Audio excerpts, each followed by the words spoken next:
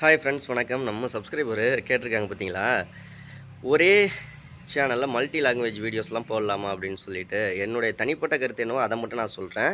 யூடியூப்பில் அதற்கான ரூல்ஸ் எல்லாம் எதுவுமே கிடையாது. என்னென்ன மல்டி லாங்குவேஜ் போடலாமா போடக்கூடாதா, போடக்கூடாது அப்படிங்கிற ஒரு ரூல்ஸ் எல்லாம் கிடையாது. யூடியூப்பை பொறுத்த வரைக்கும் கம்யூனிட்டி கைட்லைன்ஸில் மல்டி லாங்குவேஜும் போடலாம், நீங்கள் எந்த ஒரே லாங்குவேஜும் போடலாம், எப்படி வேணாலும் போடலாம். யூடியூப்போட ரூல்ஸ் இது. என்னுடைய தனிப்பட்ட கருத்து என்ன அப்படிங்கிறத நான் சொல்கிறேன்.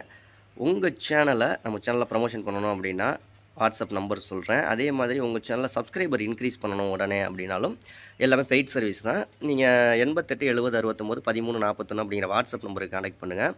வாய்ஸ் மெசேஜ் பண்ணுங்கள், கால் பண்ணாதீங்க. ஓகே. இப்போ என்னுடைய தனிப்பட்ட கருத்து என்ன அப்படின்னு கேட்டிங்கன்னா, இப்போ நீங்கள் ஒரு தமிழ் வீடியோ போடுறீங்க, மல்டி லாங்குவேஜ் வீடியோ போடுறீங்கல்ல, ஃபஸ்ட்டு ஒரு தமிழ் வீடியோ போடுறீங்க. நீங்கள் தமிழ் வீடியோ போடையில் உங்கள் வீடியோவை பார்த்துட்டு எனக்கு தமிழ் மட்டும்தான் தெரியும், நான் சப்ஸ்கிரைப் பண்ணிடுறேன். நெக்ஸ்ட்டு பார்த்தீங்கன்னா அடுத்த வீடியோ ஹிந்தியில் போடுறீங்க, ஓகேங்களா? அப்போ நான் என்ன செய்வேன், அடுத்த வீடியோ எப்போ வரும்னு வெயிட் பண்ணிகிட்ருப்பேன். உங்கள் வீடியோ பிடிச்சி போய் பார்த்துட்டு சப்ஸ்கிரைப் பண்ணிவிட்டேன். இப்போ அடுத்த வீடியோ எப்போ வரும்னு பார்ப்பேன். அடுத்த வீடியோ ஹிந்திலேயோ இங்கிலீஷ்லேயோ மலையாளத்துலேயோ தெலுங்குலேயோ கன்னடத்துலேயோ வருது அப்படிங்கிற பட்சத்தில் நான் என்ன செய்வேன், ஒன்று அன்சப்ஸ்கிரைப் பண்ணிடுவேன், இல்லாட்டி அந்த வீடியோவை பார்க்க மாட்டேன்.